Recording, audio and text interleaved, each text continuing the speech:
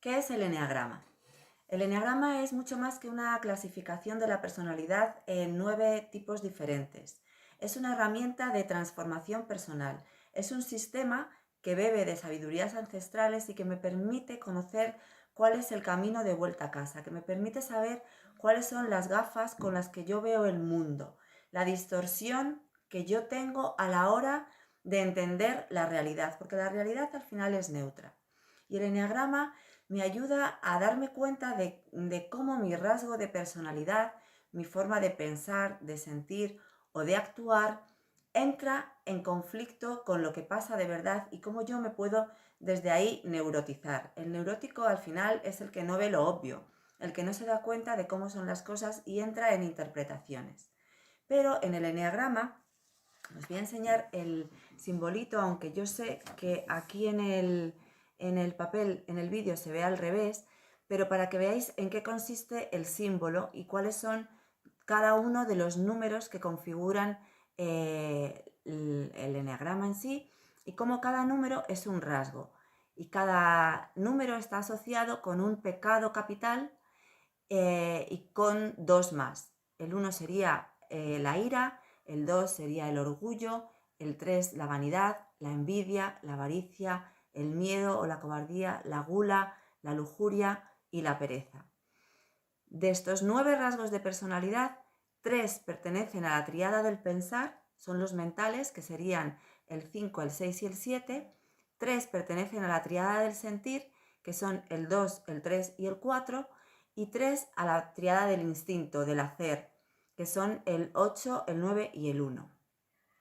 ¿A qué nos referimos con los pecados capitales? No estamos hablando de pecado como algo malo que hace la persona. El eneagrama diferencia la esencia o la parte divina del ser humano, divina como conectada con lo divino, de los mecanismos de defensa o de qué manera ha puesto una escayola en la herida de la infancia. Al final, la personalidad se configura en los 7 primeros años de vida y en ese tiempo la esencia o la parte divina de la persona o la parte fundamental se va protegiendo de una forma o de otra. Esas maneras de protegerse es lo que llamaríamos personalidad o desde el eneagrama pues los 9 rasgos diferenciados. Si yo te pregunto quién soy yo, ¿qué es lo que tú contestas? Que si pudieras coger un papelito y pudiéramos escribir yo quién soy, muchas de las cosas que voy a decir de mí mismo se corresponden con mi forma de ser. Pero es que mi forma de ser no es lo que yo soy, es la forma que yo adopto de expresar lo que verdaderamente soy. La grandeza del eneagrama es que nos sitúa a todos en un mismo plano de humanidad. ¿Por qué? Porque parte de la idea de que todos en esencia somos lo mismo, pero tenemos formas particulares de manejarnos en el mundo. La estructura de personalidad es absolutamente necesaria para poder relacionarme contigo y para poder estar en el mundo y para tener una manera lógica en mi psique, en mi psicología. Si no, pues tendría una psicosis o estaría volado o estaríamos hablando de otros estados alterados de conciencia.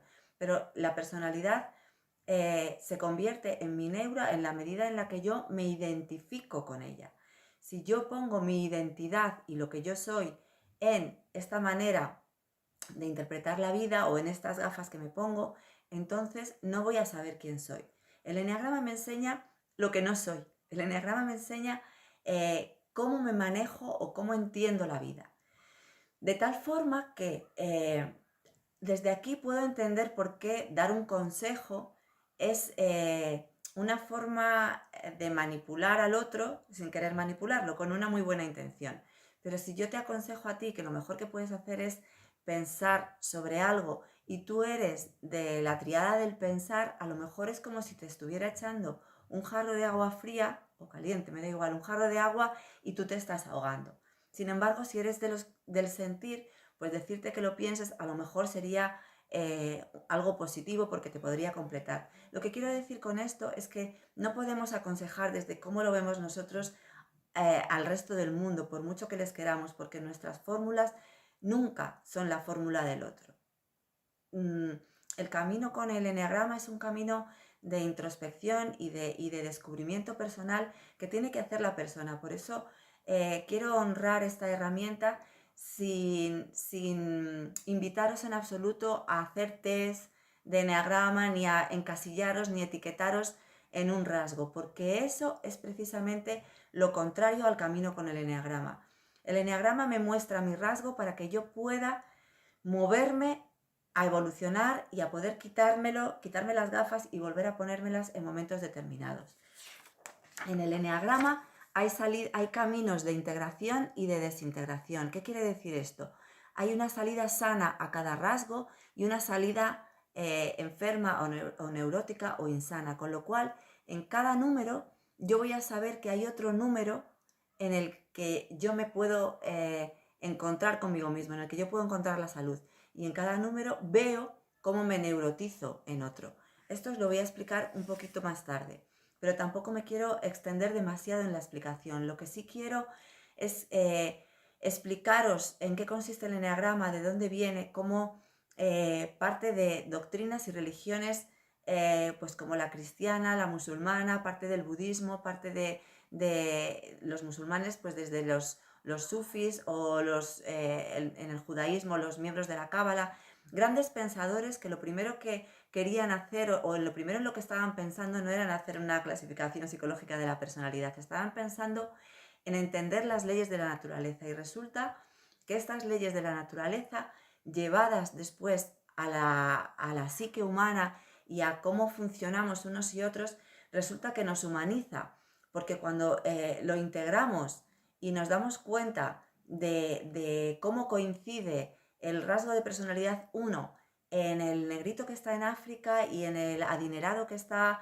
en Estados Unidos y en el homosexual que está no sé dónde y en el heterosexual que está allí y en el japonés de no sé qué y en el...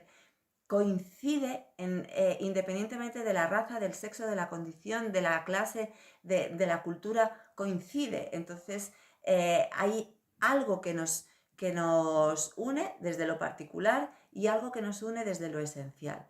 Y esa es la grandeza del eneagrama. Si yo me pongo solo a etiquetarme, la etiqueta solo es el principio del camino, porque yo tengo que recorrer un proceso para poder encontrarme conmigo mismo. Por eso Claudio lo que hizo al crear también el SAT es hacer el trabajo del eneagrama desde los paneles, desde el encontrarme reflejado en la persona que está enfrente con mi mismo rasgo y poder darme cuenta de que en eso coincidimos y en eso coincidimos y en eso es lo mismo. Y desde ahí crear algo verdaderamente empírico y muy potente, y muy potente. Así que yo creo que desde aquí podemos empezar a hablar de cada uno de los rasgos y empezar a explicaros en qué consiste, pero por favor lo que sí pido es como una mente y un corazón abierto para no quedarnos en el chascarrillo. Didácticamente tengo que explicarlo como lo voy a explicar, pero de verdad que es muchísimo más complejo que lo que os voy a explicar, muchísimo más profundo. Y decir también que aunque beba de religiones y de tradiciones antiguas, no tiene nada que ver con una religión y mucho menos con un horóscopo. Entonces no podemos verlo desde ahí, pero desde luego que es interesante conocernos a nosotros mismos. Esto es lo que tienen en común las sabidurías ancestrales, el conocimiento de la persona, la caída del paraíso, ¿no? Como nos convertimos, el ser humano se convierte en seres encarnados en lo material con un grado de insatisfacción que busca resolver buscando en lo material o en la pareja o en el estatus o en convertirse en el ideal que ha pensado de sí mismo, pero que verdaderamente uno tampoco, convirtiéndose en ese ideal o falseando lo que uno es en esencia, encuentra esa satisfacción o esa paz interior. Y desde ahí pues poder hacer un camino, ¿no? Y que el eneagrama, aparte de los 9 rasgos que coinciden con los 7 pecados capitales más 2, subdivide cada rasgo en 3, en el sexual, el social y el conservación. Y que además cada rasgo está influenciado más por uno de los números que tiene al lado, que se llaman las alas. Un ala influye más sobre el rasgo que la otra ala, ¿no? Y entonces hay mucha más complejidad, ¿no?, de fondo. Voy a empezar a ir número por número explicando un poquito de cada uno, sin extenderme demasiado. Vamos a empezar con el 1, la ira. La ira, el 1 que está aquí, pertenece a la triada del hacer, a los instintivos. La ira no se refiere tanto al hecho de ser iracundos, que también, sino a lo que hace el 1 con la ira. El 1 reprime la ira. El rasgo 1 es perfeccionista, es el que saca el dedito, es el que te dice cómo tienes que hacer las cosas, tiene una doble moral, tiene una vara de medir diferente para sí mismo que para el mundo. Son los jueces, son los profesores, son los que es el rasgo que ve la mancha en la alfombra al llegar en lugar de contemplar la alfombra en su magnitud. Ve dónde está el fallo. Son personas que se han tenido que hacer adultos muy rápido, no han vivido una infancia inocente, sino que han tenido que darle mucha cabida al super yo, al tengo que, al tienes que. En su salud, cuando están más sanitos, más curaditos, menos neuróticos, el 1 posee la capacidad de justicia, la capacidad, la nobleza, el poder diferenciar lo que está bien y lo que está mal, y desde ahí tienen una manera como más ecuánime de estar. El 1 se sana en el 7, ya veremos cómo. Pasamos al 2. El 2 es el orgullo, es la soberbia, es la vanagloria de la virtud. Es el rasgo que está todo el tiempo dando y dando y dando y que no sabe recibir. Es el rasgo, pertenece a la triada del sentir, al emocional. Está en el amor, lo hace por amor, pero no está preocupado de cuál es la necesidad del otro, sino en lo importante que es para él el sentirse necesitado. Entonces, a lo mejor el otro acaba de terminar de comer, pero él le empuja a comerse unas lentejas o le da y da y da. Es la sobreabundancia, porque detrás de ese dar hay una carencia que desde el orgullo el 2 no puede ver. No puede ver la propia necesidad porque está fijado en la necesidad del otro, ¿vale? Claudio Naranjo también relaciona cada rasgo con la patología, ¿vale? Entonces, el 1 enfermaría con trastornos obsesivo-compulsivos, con trastornos son personas muy rígidas y como muy difíciles de cambiar de opinión y de moverse, ¿no?, muy en su sitio. Y el 2 serían personas más histriónicas, más que están en la sobreactuación, son hedonistas, pero que es verdad que cuando están en su parte más sana, el 2 es amoroso, es generoso, es altruista, es divertido, tiene esa parte también, ¿vale? El 2 se sana en el 4, ya veremos cómo. Y se neurotiza, bueno, las interrelaciones no me voy a poner en ello porque os voy a hacer un lío, pero se sana en el 4. El 3. El 3 pertenece también a la triada del sentir. Está aquí. El 3 es la vanidad, es el narcisismo. Son los guapos del eneagrama. El 3 son admirados. El 3 se hace 3 porque se le vio mucho por aquello que hizo, porque lo hizo muy brillante. Hacen algo muy bien. Entonces, son admirados y envidiados por el resto de los rasgos de alguna manera, porque son competitivos, pero tienen una sensación de vacío interior, porque están muy pegados y muy identificados con la imagen de sí mismos. Y además les cuesta mucho envejecen muy mal, porque no pueden consentir que esa imagen se vea deteriorada, porque es como si su verdadera esencia dejara de tener envejeciera también, ¿no? Dejara de tener frescura o dejara de tener salud. El 3 se neurotiza en el 9 y se sana en el 6. Cuando el 3 es capaz de compartir y de ser fiel y de ser leal a los demás y de hacer un poco de trabajo en equipo. El rasgo 4, la envidia. La envidia entendida desde el ver siempre el prado del vecino más verde que el propio.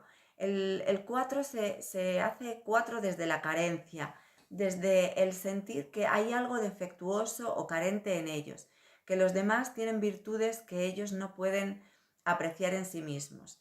El 4 sería el nostálgico, el romántico, viven desde el sufrimiento, viven desde esa necesidad de tener algo, un cariño, un afecto que no han tenido en su infancia. El 4 se sana en la disciplina del 1, se sana encontrando esa ecuanimidad, no viéndose siempre tan carentes y tan víctimas del mundo. El 5. El 5 sería es la avaricia, pero es la avaricia, bueno, el 4 pertenecía a la tríada del sentir y el 5 ya pertenece a la tríada del pensar. El 5 es la avaricia emocional, es el rácano emocional. El 5 sería la ratita de biblioteca, es el científico loco, el que está disfrutando pero de su mente y de su pensar, de sus libros y de sus cosas, porque tienen la sensación de que si compartieran con el mundo, con los demás, sus afectos, ocurriría una catástrofe imposible se enamoran con la mente un poco, ¿no? Una catástrofe imposible de resolver, porque tienen que ir como midiendo sus emociones, como que están en peligro todo el tiempo de si se entregan a la vida, si se entregan en sus afectos, si se entregan en el sentir. Entonces van como prudentes, son mentales y en su mejor versión son visionarios y son como pioneros, adelantados a su tiempo, cuando están bien sanitos. El 5 se sana en el 8, cuando coge esa potencia y ese poder personal. El 6, que la pasión o la piedra con la que tropieza es el miedo, se queda en la cobardía. En el 6 los 3 subtipos están muy bien diferenciados. No me voy a extender en ellos, pero hay 3 maneras fundamentales de enfrentar el miedo. El 6 fuerza, el 6 deber y el 6 calor, ¿no? El 6 calor se enfrenta al miedo mimetizándose, es como no me muevo, me quedo aquí así como las lagartijas para que no se quedan mimetizados con la piedra. El 6 deber hace todo lo que tiene que hacer como lo tiene que hacer cuando siente miedo para que a él no se le pueda reprochar nada. Y el 6 fuerza sería el contrafóbico, ¿no? El que ante el miedo a las alturas pues hace puenting, el que va por ello. Pero el 6 lo que tiene cuando está más sanito, cuando deja de ser tan desconfiado o tan inseguro, cuando tiene ese comité interior que con vocecitas que le van diciendo easy, easy, easy, easy, porque el 6 vive desde la duda. Cuando está bien es una persona que es leal y fiel a sus amigos, que es solidario, que es muy social, que está para los demás, ¿vale? Se me ha olvidado decir cómo enferma cada uno de los rasgos. El 6 podría enfermar también de trastorno obsesivo compulsivo, podría enfermar de paranoia. El 5 sería esquizoide, se quedaría antisocial. El 4 con la envidia enfermaría de depresión, ¿no? Como se podría autolesionar, de mucha autoestima muy baja, por ahí. El 3 enfermaría con trastorno narcisista de la personalidad, ¿no? Como muy histéricos, cuando se ponen muy malitos, un poco por ahí. El 2 y el 1 ya los he nombrado. Y bueno, y el 6 se sana en el 9, se sanaría un poco en la idea, en la vía más espiritual, en la empatía con los demás, se sana por ahí y se neurotiza en el 3, ¿vale? El 7 es la gula, pero la gula bien entendida, la gula entendida desde, son personas que son voraces en tener experiencias, necesitan experimentar y experimentar y experimentar. Es el no saciarse nunca, en el fondo hay un vacío interior bastante potente. Es la gula en el sentido son los dicharacheros, el alma de la fiesta, el que se pide otra cervecita más y otra más, les gusta, son hedonistas también, les gusta ir alternando, contar el chiste, el chascarrillo, es el simpático, ¿vale? Pero están desconectados de la verdadera esencia y de la verdadera necesidad. Se puede confundir con el 2, ¿vale? Puede también enfermar de manía o de trastorno bipolar, también el 2 podría enfermar de lo mismo, o podría deprimirse también, ¿vale? Pertenece a la triada del pensar, el 5, el 6 y el 7 pertenecen a la triada del pensar, son mentales y también, pues también poseen como mucha capacidad para pensar, para intelectual, son inteligentes también. Y nos vamos con el 8. El 8 es la lujuria. La lujuria en el sentido de no estrictamente sexual, sino como ese rasgo que está instalado en el poder. Es lujurioso en el sentido de ser muy